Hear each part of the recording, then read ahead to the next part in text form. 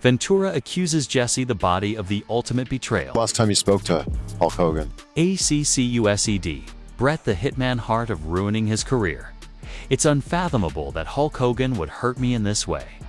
Fans may see Hulk Hogan as a legend, but many other wrestlers regard him as an adversary. These 10 WWE celebs openly despise him, and you might be surprised to find out why. Matt Bourne, aka the Clown Doink. Let's start with Matt Bourne, the original Doink the Clown, a wrestler whose colorful demeanor disguised some serious issues. With Hulk Hogan, Matt Bourne's issues with the immortal Hulk Hogan extended far beyond wrestling stories. Despite the fact that you might question how a clown figure could be at odds with Hogan, do not have any respect for him to this day, and I would like the guy, but I don't have any respect for him. You know, I believe he's not a real person. I think everything's a facade with Hulk Hogan. Bourne claimed he couldn't respect or look Hogan in the eyes because of his hypocrisy, accusing him of being a fraud and mistreating people. Backstage, respect is essential in the wrestling industry. The harshest criticism you can get is when a fellow wrestler says they can't look at you because of your behavior. According to Bourne, Hogan's backstage demeanor was so different from his public persona that it actually sickened those who had to work with him on a daily basis. Give me about Hogan. 15 minutes on to. I didn't care, you know. I never put him over when he was around. I never even went out of my way to talk to him. Hogan's public image as an all-American hero who campaigned for training, prayers, and vitamins, while allegedly operating in diametrically opposing ways behind the scenes, was most likely the root of the hypocrisy Bourne described. This type of disingenuous behavior would have been particularly unpleasant. For Matt Bourne, who took great pride in being authentic even when imitating a clown, these criticisms are much more genuine because they were delivered by someone who had no ambition of capturing a major championship or engaging in main event feuds with Hogan. Bourne was not motivated by jealousy for missing opportunities or unexplored stories. His animosity sprang only from his observations of Hogan's demeanor and behavior as a fellow professional and human being. Bruno Sammartino. Bruno Sammartino, probably the most reputable name in WWE history, ranks 9th. The one who carried the organization for more than a decade, capturing the WWE Championship twice in a span of almost 11 years. Sammartino accused Hogan of ego-driven politics and disliked how his cartoonish style overshadowed traditional wrestling. Sammartino refused to be admitted into the Hall of Fame until after Hogan's death. When Hogan first debuted, his Hollywood persona and entertainment-focused strategy represented everything Sammartino saw as wrong with the company's objective. This is the same guy who says that he took wrestling out of the smoke-filled little back alley, whatever he called it, to mainstream. You know, before this idiot, and I'll call him an idiot, came into the scene, there was an Argentino Rocca who was wrestling in Madison Square Garden and all the other big arenas. Sammartino's refusal to accept membership in the WWE Hall of Fame, when Hogan was still widely featured in the promotion, was the most apparent indication of his hostility against Hogan. Take time to contemplate this. Bruno Sammartino, who likely helped build WWE into what it is now, declined the organization's highest honor because he couldn't bear to be associated with what Hogan stood for. Bruno regarded wrestling as more than just a source of enjoyment. It was a legitimate sporting event that ought to be appreciated. Wrestlers were once thought to be tough, respectable athletes who could handle themselves in any situation. Hogan broke from these objectives with his lavish character work and lack of in-ring ability, which Sammartino considered unacceptable. Talk about the wonderful things he did to this business by being one of the wonderful steroid chemical robots that came to this business, which is an unfortunate and tragic thing because there have been a lot of deaths, drug-related. However, Bruno and Hogan had more than simply creative differences. He was particularly scathing of Hogan's self-centered politics and how the Hulkster used his position to keep his job, potentially at the expense of other deserving candidates. This criticism was particularly severe because it came from someone who has gladly given up the WWE Championship multiple times in order to assist rising stars. San Martino, having grown up as an immigrant, had a unique perspective on what it meant to be an American hero. Bruno, who was born in Italy and raised in America, built his professional career on the ideals of dedication, willpower, and genuine bravery. He saw Hogan as someone who was performing rather than demonstrating these qualities, and he was very troubled by the basic inauthenticity. Bruno Sammartino was widely revered in the wrestling profession. Thus, his criticism of Hogan was especially important when the man recognized as the greatest WWE champion of all time declines to be inducted into the same Hall of Fame as you. This provides a decent idea of your reputation and character among your peers. Randall Savage. One of the worst examples of friendship turning animosity in wrestling may be found at number 8. Macho Randy Man Savage. Savage accused Hogan of going too far and harbored grudges about Miss Elizabeth's private affairs. Despite their reconciliation, Savage publicly disparaged Hogan in raps and interviews leading up to his death in 2011. My name is Terry Bollea, my real name is Randy Poffo, and he disrespected me and my family through the media. For decades, wrestling rumors have focused on Savage and Hogan's personal troubles with Miss Elizabeth, which led to their estrangement. Although the facts have never been proven, the notion that Hogan went too far with Savage's real-life wife and on-screen manager set off a chain of events that would define both men's later careers. Here's the situation with me and Hulk Hogan. It's just, we've been acquaintances at best, never been best friends, never been friends. Tragic feature of the Savage-Hogan relationship was how their late 1980s professional success obscured their developing personal problems. They were one of WWE's most popular storylines as the Mega Powers.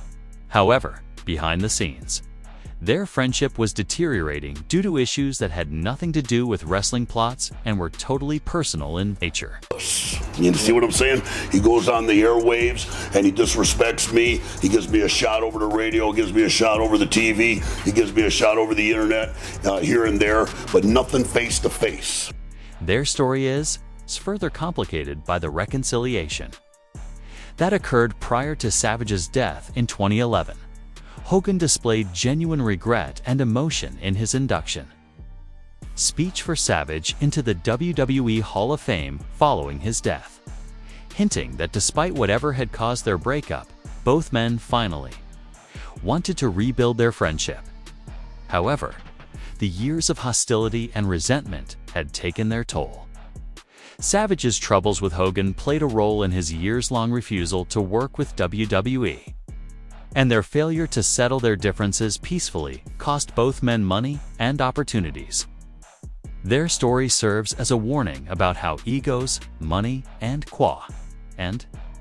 personal problems may collide in the wrestling world, severing even the strongest friendships. CM Punk.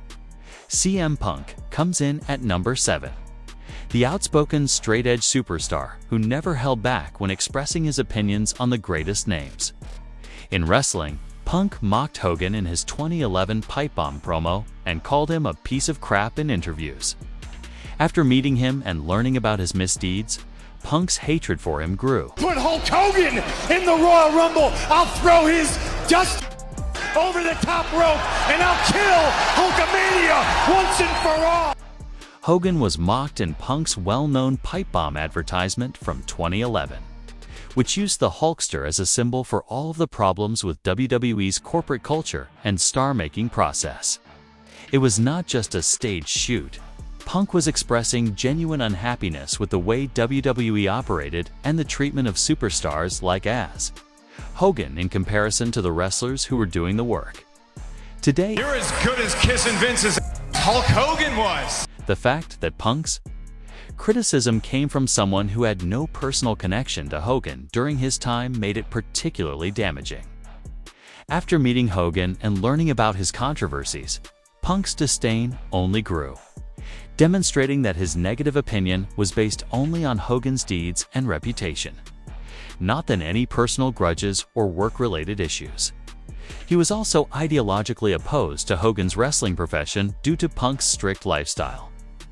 Punk, who took great pride in being completely honest and real, was understandably repelled by what he viewed as Hogan's deception and manipulation. The distinction between Hogan's future admitted use of steroids and Punk's morally upright stance on drugs and alcohol would have was especially drawn to someone who shared Punk's moral views. Some of Hogan's most serious troubles, such as the racism incident, coincided with Punk's most blistering assaults on him. Hogan's outspoken beliefs would have been completely unacceptable to someone like Punk, who had always presented himself as progressive and socially conscious. Punk's words earned credibility because he was the main eventer at WrestleMania and held the WWE Championship for over 400 days. This was not from someone who was disappointed that they didn't make it to the top. It comes from someone who has earned the highest honors in wrestling, and still I think Hogan's actions were unacceptable. Steiner, Scott Steiner. The genetically gifted superstar, whose animosity for Hulk Hogan was as explosive as his attitude, ranks 6th. Hogan's induction of Randy Savage, whom Steiner despised, and threats at the airport were among the reasons Steiner labeled Hogan a racist and a piece of himself. This was amplified by their WCW experience. Scott Steiner's animosity toward Hulk Hogan stems from their years of working together in WCW and his own insights of Hogan's inner workings.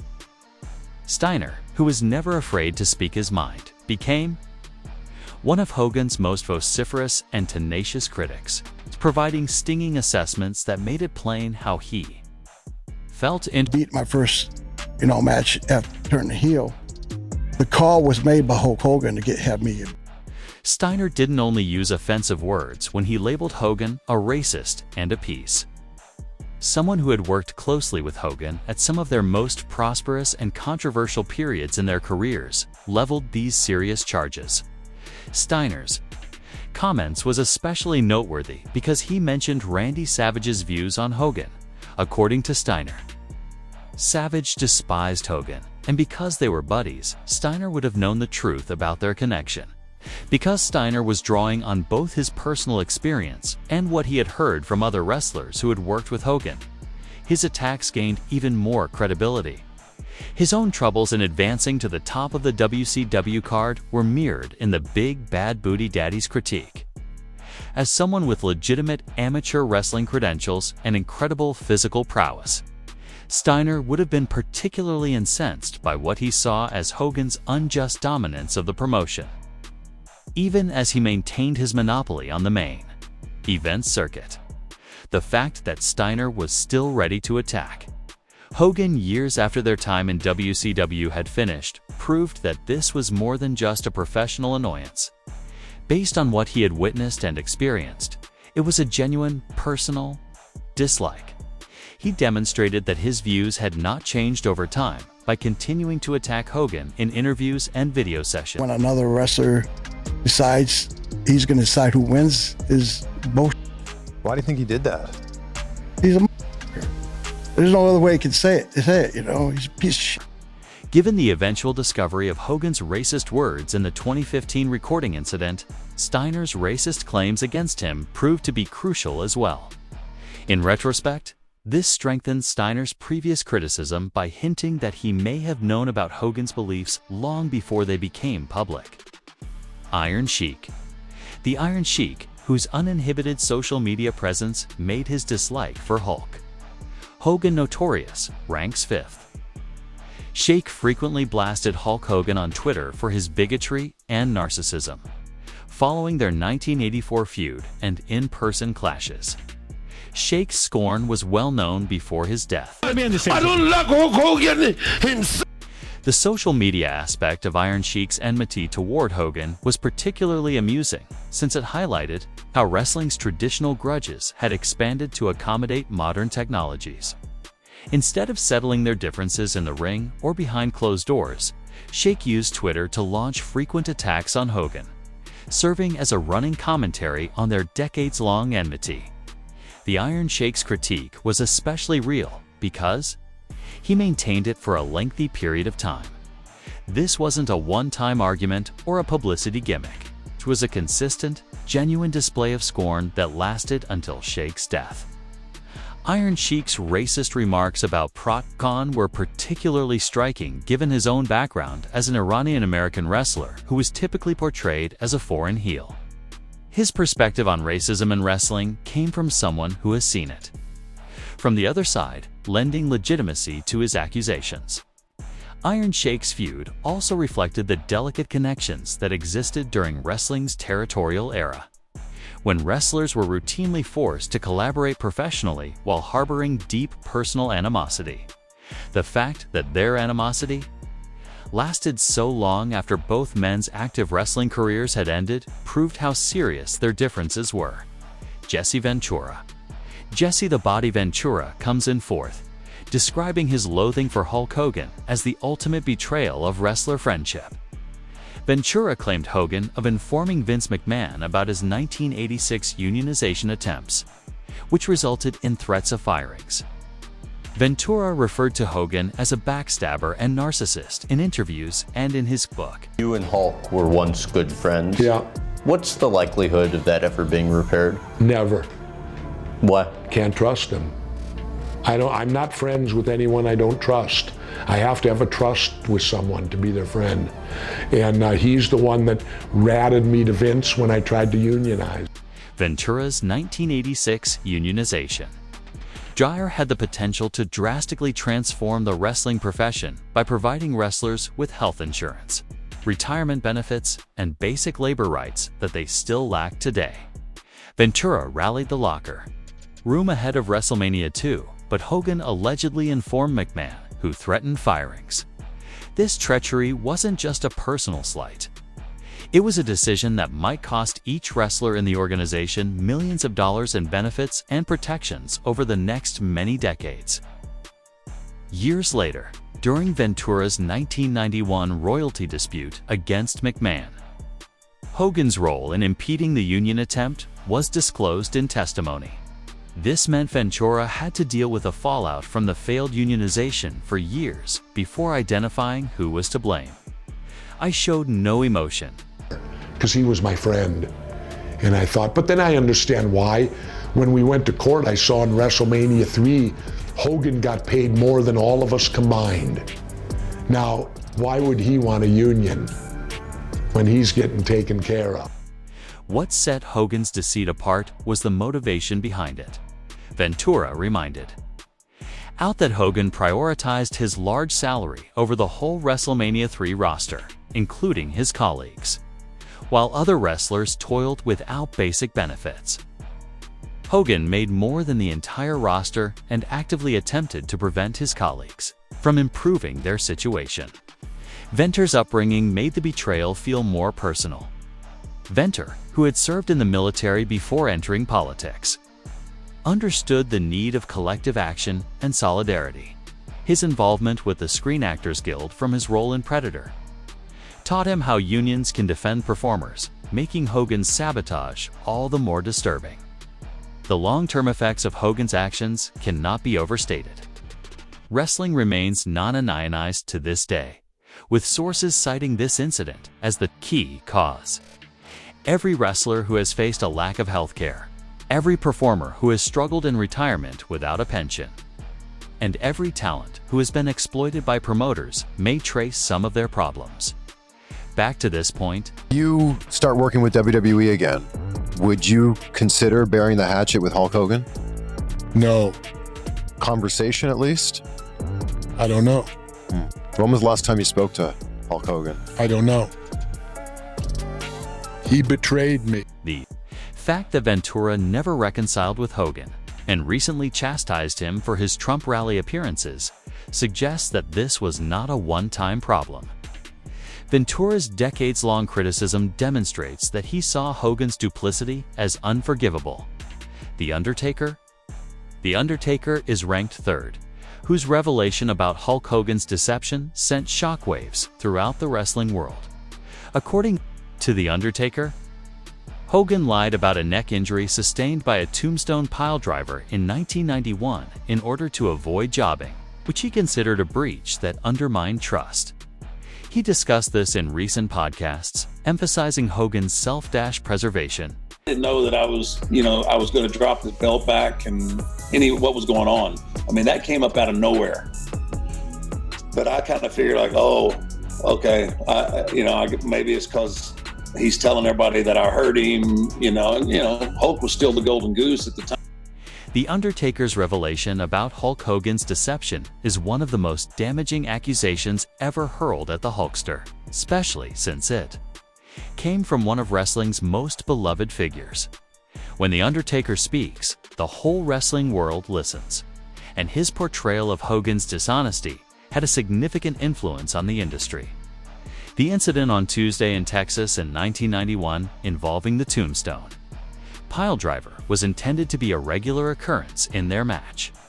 But according to The Undertaker, Hogan lied about having a neck issue to avoid carrying out the job, using a fictitious condition as a pretext to protect his character's title status. This betrayal was especially difficult for The Undertaker since it occurred early in his WWE career, while he was still establishing himself as a major event talent. Having the company's biggest star lie about an injury incurred during his finishing move might have seriously affected The Undertaker's credibility and potentially stalled his ascension to the top of the card. Terry, I watched it back. Your head never hit. He was like, well, brother, what it was you had me so tight that when we came down, I had nowhere to move. And that's what jammed my neck, because I couldn't move at all. You are too tight. The Undertaker felt misled, as Hogan later disclosed that it was to protect his standing among rising talents like The Rock. This revelation showed that Hogan's falsehood was not driven by genuine concern for his safety or health. It was just a political maneuver to maintain his position at the top of the firm. Hogan's deception was particularly egregious since it threatened The Undertaker's reputation as a safe worker. In professional wrestling, being identified as someone who injures opponents may ruin your career. And Hogan's bogus injury claim may have seriously damaged The Undertaker's standing alongside management and other wrestlers. The discovery also highlighted Hogan's self-preservation instincts, which sometimes came at the expense of his colleagues' jobs and reputations. While defending his own character and storylines, Hogan risked endangering other wrestlers' careers and inciting unnecessary debate and conflict behind the scenes. Shawn Michaels is placed second in his 2005 battle with Hulk. Hogan made history for all the wrong reasons. During their 2005 feud, Michaels insulted Hogan by overselling moves in response to Hogan's refusal to wrestle in a multi-match series that would result in more than one loss. Michaels claims that Hogan's ego made working with him difficult. On camera, brother, I'm a great guy. But when that camera goes off, brother, it's a different story, brother. Brother. What was supposed to be a dream fight between two of wrestling's greatest stars turned into a lesson in expressing personal animosity and professional rage. Through in-ring performance, Michaels wanted a multi-match series, but Hogan allegedly refused to lose more than once. This led to one of the most comical displays of professional pettiness in wrestling history. Rather than simply going through the motions, Michael chose to convey his unhappiness through his performance, amplifying Hogan's mistake to almost comical proportions. Tell you something, brother. This is a dream match, brother. One that I've always dreamed of, brother. But I got news for you. I'll be 102 years old, brother, by the time I step into the ring at SummerSlam. Every day the Hulkster wakes up that he's not dead, brother. He's living on bonus time. Michael's excessive hawking was more than just unprofessional behavior. It was a calculated artistic statement about his feelings about Hogan's wrestling ability and demeanor. Every exaggerated bump and emotional reaction was Michael's way of informing Hogan that if he wanted to be considered as a legitimate main event wrestler, he needed to play the part. Michaels found the situation especially annoying because he was at a point in his career where he was pushing new talent and attempting to develop the next generation of stars. Hogan's refusal to do the same, despite being well past his prime, highlighted everything Michaels disliked about wrestling's old guard. The backstage confrontation between Michaels and Hogan paralleled larger concerns within WWE at the time, as the company sought to strike a balance between reverence for its heroes and the need to develop new stars. Hogan's inability to promote current talent revealed a fundamental misunderstanding of his role as a returning legend. Bret Hart, at number 1, is Bret the Hitman Hart, whose lengthy and merciless criticism of Hulk Hogan is possibly the most detailed attack on the Hulkster ever delivered by a fellow wrestler. Hart has frequently slammed Hogan as phony, accused him of harming his career by refusing to surrender the WWF Championship to him following WrestleMania 9. In his autobiography and interviews, Hart stated that Hogan couldn't tell a headlock from a headlight and held grudges against poor WCW booking influenced by him. He was a guy that thought he was everything in wrestling and that everyone else was, we were all backup players to Hulk Hogan, and that's the way he saw it. And once that belt was on me, I became the enemy or somebody that had to be removed. Bret Hart's hatred for Hulk Hogan is arguably the most documented and thorough criticism of the Hulkster ever leveled by a fellow wrestler. Hart's actions were not just emotional outbursts or temporary grievances. They developed detailed indictments based on years of professional knowledge and personal observation. Hart frequently cites the WrestleMania 9 incident as an example of everything he saw wrong with Hogan's approach to the wrestling profession. After a difficult match against Yokozuna, Hart lost the WWE Championship. Hogan allegedly persuaded Vince McMahon to change the scheduled finale, allowing him to enter the main event and win the title in just a few minutes.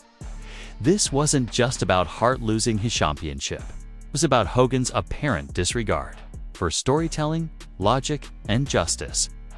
Hart alleged that Hogan agreed to drop the belt to him later, but then reneged, using his backstage influence to avoid putting Hart over while making Hart appear weak. Hart's well-known assessment that Hogan couldn't distinguish a headlock from a headlight became one of wrestling's most common complaints, perfectly encapsulating Hart's conviction that Hogan's wrestling talent was vastly overestimated in relation to his drawing power and political acumen. However, Hart's criticism extended much beyond Hogan's in-ring talent. Hart accused Hogan of portraying him as a tag team wrestler in private chats in an attempt to harm Hart's reputation as a singles challenger.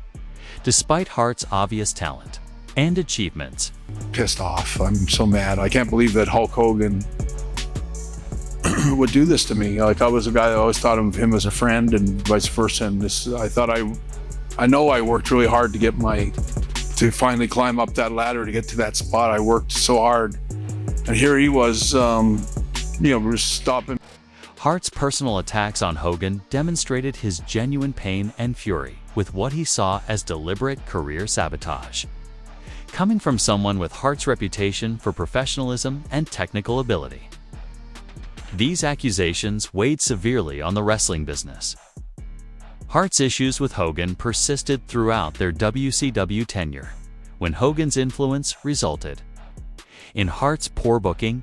This indicated that Hart's troubles with Hogan were not merely isolated instances, but rather a pattern of behavior that persisted throughout several promotions throughout decades. The fact that Hart continued to criticize Hogan years after both men's active careers had ended demonstrated that these were more than just professional disputes, but genuine personal enmity based on what Hart saw as fundamental flaws in Hogan's personality and business approach. And with that, we've accomplished our deep dive. For more delicious material like this, click the subscribe button, enable notifications, and check the card on your screen for new videos. Please do not forget to share your thoughts here.